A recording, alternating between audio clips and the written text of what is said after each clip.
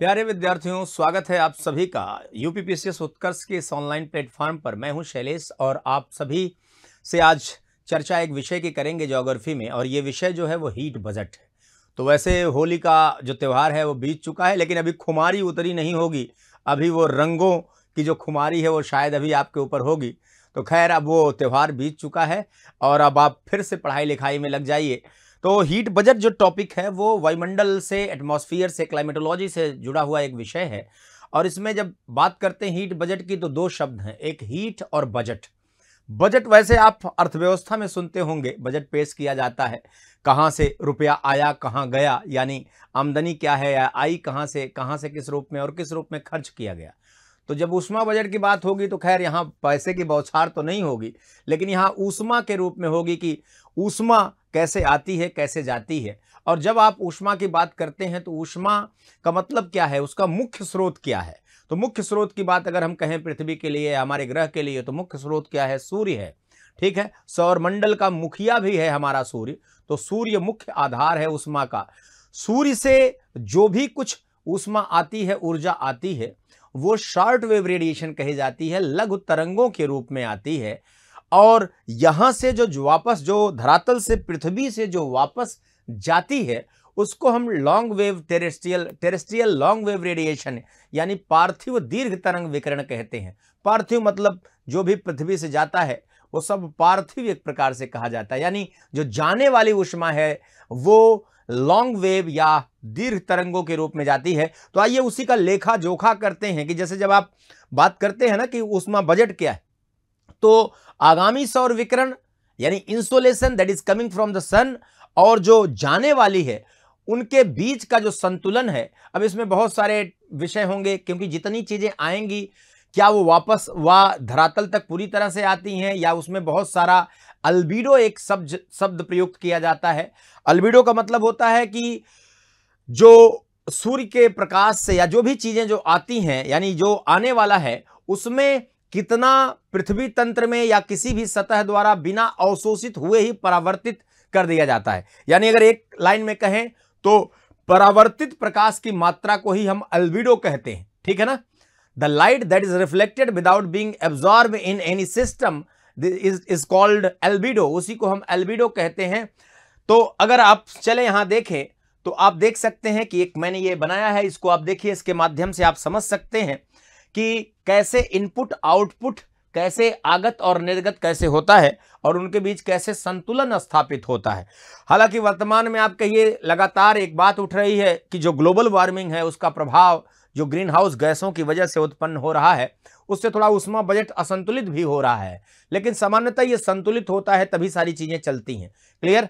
तो आप देखें, जैसे ये मान लीजिए सन है और सन से जो भी ऊष्मा आएगी, ऊर्जा आएगी, वो शॉर्ट वेव्स के रूप में आएगी।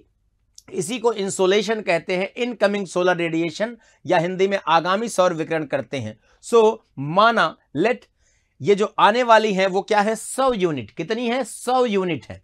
अब ये जो 100 यूनिट आ रही हैं उनका पूरा देखिए, ये क्या है आपका, ये पृथ्वी है, अर्थ है। ये जो आप देख रहे हैं ये एटमॉस्फेयर है, ये पूरा एटमॉस्फेयर है, ये अर्थ सरफेस है, सन है।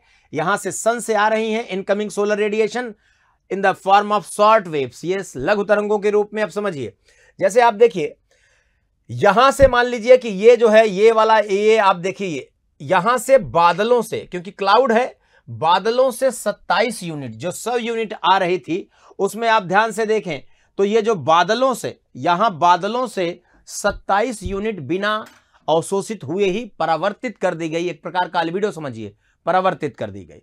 इसके अलावा आप देखिए कि ये जो आ रही है, ये इसमें 6 यूनिट आउटर एटमॉस्फेयर से ही, कितना, 6 यूनिट, 6 यूनिट आउटर एटमॉस्फेयर से ही परावर्तित कर दी गई, बिना अवशोषित हुए ये भी परावर्तित हुई है। जबकि आप देखें कि जो 2 यूनिट है जो आ रही है, उसमें 2 यूनिट जो आइस कैप या हिमाच्छादित जो धरातल सतहें हैं वहां से, आइस कैप वगैरह से 2 यूनिट चली गई। इस प्रकार से अगर आप देखें तो 27 बादलों द्वारा, 6 आउटर एटमॉस्फेयर और बाकी ये आइस कैप या जो फ्रोजन एरियाज हैं, क्रायोजेनिक जो क्रायो वाले क्षेत्र हैं, क्रायोस्फीयर वाले, वहां से 2 यूनिट वापस गई। तो कुल 27, 6 और 2 यानी 35 जो यूनिट है। कितनी यूनिट है, 35।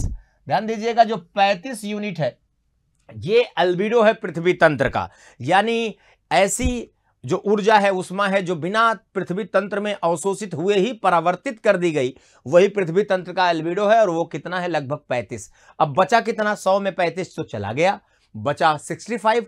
अब 65 जो बचा उसमें आप देखिए 14 यूनिट बादलों ने अवशोषित कर लिया, 14 यूनिट बादलों ने अवशोषित कर दिया, जो 65 बची थी। क्लियर? अब उसमें कितना बचा? मात्र 51। 65 में 14 निकल गया, कितना बचा? यही जो 51 है वो सतह तक, धरातल तक आती है। तो पृथ्वी को जो उष्मा ये मिल रही है मुख्यतः वो 51 यूनिट मिल रही है, यानी 100 में लगभग 51 यूनिट ही धरातल तक आती है। क्लियर है? अब यहां आप ध्यान दीजिएगा, बादलों में जैसे देखिए कई, आप कहेंगे सर कई रिफ्लेक्ट किया, कई अवशोषित किया, तो बादल भी अलग अलग प्रकार के बादल होते हैं, कुल 10 प्रकार के बादल होते हैं। बादल में कुछ एकदम बर्फीले हैं, बर्फ से जो बने हैं, जैसे पक्षाभ वाले बादल, वो ज्यादा परावर्तित करेंगे। बहुत जलवाष्प युक्त होंगे जो अवशोषित कर सकते हैं, वो अवशोषित करेंगे। क्लियर? तो इस प्रकार इन चीजों में देखिए अंतर होता है। बादलों में भी थिक क्लाउड है, थिन क्लाउड है, उनका एल्बिडो अलग अलग होता है। क्लियर? तो इस प्रकार से आप इसको देख सकते हैं। अब देखिए, आइए इसको कैलकुलेट करें कि जो 51 आया यहां धरातल तक, ये जो आई उष्मा, अब यहां धरातल से जो भी जाएगी that is terrestrial long wave radiation, यानी वो पार्थिव दीर्घ तरंग विकिरण होगा। यानी जो जा रही है धरातल से वो दीर्घ तरंगों के रूप में जाती है। किसके रूप में? दीर्घ तरंगों के रूप में जाती है। तो यहां ये टेरेस्ट्रियल रेडिएशन कही जाती है। अब इसमें 51 में समझिएगा, आई जो 14 यहां रुकी हुई है जो आई थी, बाकी 51 जो धरातल तक आई उसमें से 23 यूनिट इंस्टेंट निकलता है, क्योंकि अलग अलग सरफेस हैं, अलग अलग एल्बिडो है, अलग अलग आप कह लीजिए जैसे स्थल जल है, अलग अलग स्पेसिफिक हीट है, एक ही समान सब उष्मा धारित नहीं करेंगे। क्लियर? तो इसमें लगभग 23 यूनिट कुल में से जो आई है 51, 23 यूनिट इंस्टेंटली बाहर जाती, लेकिन उसमें से भी केवल 17 बाहर निकल पाती है। 23 में से 17 बाहर निकली, 6 को वायुमंडल ने रोक लिया, वायुमंडल ने रोक लिया। ठीक है? अब इसके अलावा बाकी जो बचा 23, 51 में से 23 निकला, बाकी ये 28 में से 19 जो है वो संघनन के रूप में, खासकर जो आप देखते हैं गुप्त उष्मा के रूप में बड़े पैमाने पर ये ऊर्जा यहां से धरातल से वायुमंडल में आई है, रुकी है, और बाकी जो शेष 9 बचा, 28 में से 19 गए, ये बाकी ये 9 जो बचा वो डिफरेंट और जो विधियां हैं उन विधियों से यहां वायुमंडल में प्रवेश किए उष्मा। अब अगर इस प्रकार से आप देखें तो वायुमंडल में ये 9, 19 यानी 28, ये जो रुकी थी 23 में से 6, यानी 28 के बाद ये 9, 19, 28, 28, 6 ये जो थी 34 यानी 34, और उसके अलावा 14 जो ये थी, जो आई थी रुकी थी, यानी 48 अभी भी वायुमंडल में है, शेष है, और ये फिर एक समय के बाद फिर ये अंतरिक्ष में वापस कर दी जाती है। क्लियर है? इसलिए जितना आया उतना कहीं न कहीं आप देख रहे हैं, इनपुट और आउटपुट लगभग आप सेम देख रहे हैं, और ये बहुत जरूरी है उष्मा बजट के लिए। ये संतुलन बहुत ही जरूरी है, नहीं तो बड़ी अव्यवस्था उत्पन्न हो जाएगी। अब इसमें एक बात और आप देख सकते हैं, कई बार प्रीलिम्स में प्रश्न भी पूछता है, ध्यान दीजिएगा कि जो वायुमंडल हमारा गर्म हो रहा है वो मुख्यतः पार्थिव विकिरण से गर्म हो रहा है, न कि आने वाले से। हालांकि आने वाले से ही फिर उसके बाद फिर जाने की गुंजाइश बनती है, बट डायरेक्टली अगर पूछा जाए कि प्रत्यक्ष रूप से वायुमंडल किससे गर्म होता है, तो आप कहेंगे कि ये जाने वाला क्या है, जो पार्थिव विकिरण है उससे वायुमंडल गर्म होता है।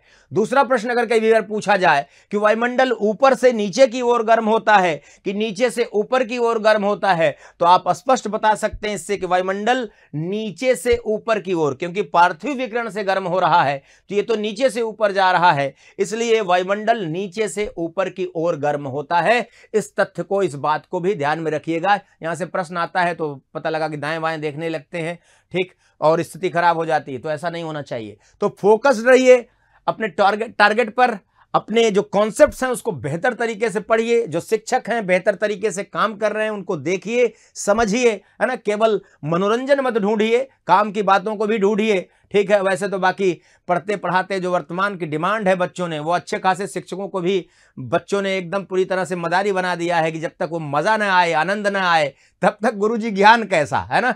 तो ज्ञान की तरफ लौटिए, और ज्ञान की जो बातें हैं ठीक है मनोरंजन करिए, लेकिन जो ज्ञान है उसको सीखिए। कंपटीशन का दौर है, प्रतिस्पर्धा बहुत तगड़ी है, तो बेहतर करना है तो आपको फोकस्ड होना होगा, आपको कठिनाई को स्वीकार करना होगा, जो मेहनत करना होगा, जहां जहां टफ कॉन्सेप्ट्स हैं उसको अच्छे से कवर करने के लिए। तो इस प्रकार से आप देखिए आगत निर्गत इनपुट आउटपुट लगभग क्या है, बराबर है। अब इसमें आप देखेंगे एक बात कि ये जो कहा जा रहा है कि वर्तमान में हीट बजट असंतुलित हो रहा है, उसका कारण ये है कि जो समझिए जितना ज्यादा वायुमंडल में ग्रीन हाउस गैसों की मात्रा बढ़ेगी उतना ही ग्रीन हाउस इंपैक्ट बढ़ेगा, हरित गृह प्रभाव जिसको कहते हैं, जो कि एक ब्लैंकेट प्रभाव की तरह काम करता है, यानी जाने वाली उष्मा को रोकता है। तो वो चूंकि बढ़ रही हैं ये गैसें, इसलिए ये ज्यादा ठहराव, जो पार्थिव विकिरण है उसका ठहराव, उसका स्टे वायुमंडल में ज्यादा हो रहा है ना। तो ज्यादा जब होगा तो ये फिर थोड़ा सा ज्यादा गर्म होगी धरती, और धीरे धीरे थोड़ा सा ग्लोबल वार्मिंग का प्रभाव भी आपको नजर आ ही रहा है। तो इसको आप ध्यान दीजिएगा, आशा है इसको आप बेहतर तरीके से आप समझ पाए होंगे। चलिए उत्कर्ष, क्योंकि आप देखिए अभी भी ये जो धमाका है हमारा, ये धमाका अभी जारी है। तो आप इसको देख सकते हैं कि सभी ऑनलाइन कोर्सेज पर जो यूपीपीसीएस के हैं वो उस पर 90% तक की छूट दी जा रही है, आपको 90% तक की छूट। इसके अलावा इसमें आपको 100% तक कैशबैक भी मिल सकता है, और सभी पेड स्टूडेंट के लिए 10% एक्स्ट्रा डिस्काउंट भी है। बट इसके लिए कूपन कोड होली आपको अप्लाई करना पड़ेगा, तो इसको आप अप्लाई करिए। 9 मार्च से जो चल रही है और ये 22 मार्च तक ये जो ऑफर है होली का हंगामा जो अभी भी है, हमने होली से पहले हंगामा चालू किया, होली के बाद भी हंगामा जारी है। तो आप इसमें शामिल हो सकते हैं और शामिल होकर इसका लाभ ले सकते हैं। आगे बढ़ते हैं तो यूपीपीसीएस फाउंडेशन का हिंदी माध्यम का लाइव फ्रॉम क्लासरूम एक बैच, बहुत ही इंपॉर्टेंट बैच है। स्टैंडर्ड जो फी है वो 65,000, यानी उसमें आप देखिए इसको, लेकिन आपके लिए प्राइस है वो मात्र 9,500 है। और इसमें जो प्राइम है, प्राइम में ये 85,000 जो फीस थी उसमें मात्र आपको 13,500 इसमें इसको इतना पे करना पड़ेगा। 9 से 22 मार्च चल रहा है, तो इनरोल करिए, आप लाभ लीजिए इसका। बैच में कई सारे फीचर्स हैं, स्टैंडर्ड के फीचर्स, प्राइम फीचर आप आराम से देख सकते हैं। काफ़ी सारे फीचर्स हैं इसमें, लाइव रिकॉर्डेड लेक्चर्स, इससे लेटर राइटिंग भी इसमें है। यूपीपीसीएस में बहुत इंपॉर्टेंट रोल होता है लेटर राइटिंग का भी। 1400 से ज़्यादा घंटे की क्लासेस हैं। उसके अलावा वीकली मंथली टेस्ट हैं, monthly current affair magazine PDF आपको, सीसैट भी इंक्लूड रहेगा, हिंदी भी रहेगा, टेस्ट, आस्क डाउट और ई नोट्स, कई सारी चीज़ें। इसमें आपको बहुत एडिशनल फैसिलिटीज़ हैं, इसमें मेंटरशिप वगैरह, मॉक टेस्ट भी है। इसमें आपको एक्सेस दी जाएगी क्विक रिवीजन प्रैक्टिस बैच में, इसमें आपको प्रीवियस बैच में भी, एमसीक्यू बैच में भी, कई सारी चीज़ों में इसमें आपको, यानी जो प्राइम है, प्राइम आपको काफ़ी ज़्यादा सुविधा दे देती है। बहुत सारी और अतिरिक्त सुविधाओं को आप आराम से इसको पढ़ सकते हैं, देख सकते हैं, और देखकर आप निर्णय ले सकते हैं हमारे साथ जुड़ने के लिए। और अगर आप जुड़ेंगे तो निश्चित तौर पर आपको वो लाभ नज़र आएगा जो आप चाहते हैं सिविल सेवाओं में। तो आप जुड़ें, देखें, आप लाभ लें हमारा। आगे आते हैं तो देखिए ये एक answer writing batch, answer writing बहुत ही ज़रूरी। अगर उत्तर लेखन एक कला है, कौशल है, जिसका विकास धीरे धीरे होता है, बारीकियां होती हैं, और सबसे ज़्यादा आप इसी से डरते हैं। आप सबसे ज़्यादा इसी आंसर राइटिंग से डरते हैं, और ये बहुत सफलतापूर्वक हम लोग चला रहे हैं। और जो चला रहे हैं उसमें देखिए फाइनल रिजल्ट आएगा तो आपको दिखेगा भी। तो ये बहुत बढ़िया एक चल रहा बैच हमारा।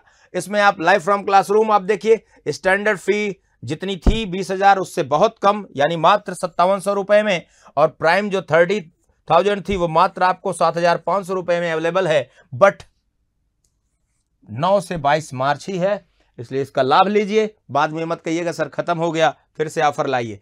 इसके वही फिर सारी चीज़ें जो आपने देखा स्टैंडर्ड और प्राइम में डिफरेंसेस क्या हैं उसको आप आराम से देख सकते हैं। ये हमारे स्टैंडर्ड की क्वालिटीज़ हैं, वो जो स्पेशल जो कुछ फीचर्स हैं, और ये प्राइम के फीचर्स हैं। ठीक है, you can compare with them, इसमें आप कंपेयर कर सकते हैं और अपना निर्णय ले सकते हैं। तो ये सूचना भी रही आपको। इसके साथ आज का सेशन हम यहीं समाप्त करते हैं, और आप हमारे साथ जुड़िए, हमसे रूबरू अगर सीधा जुड़ना चाहते हो तो आइए जुड़िए हमारे संस्थान में, लाभ लीजिए। बहुत बहुत धन्यवाद।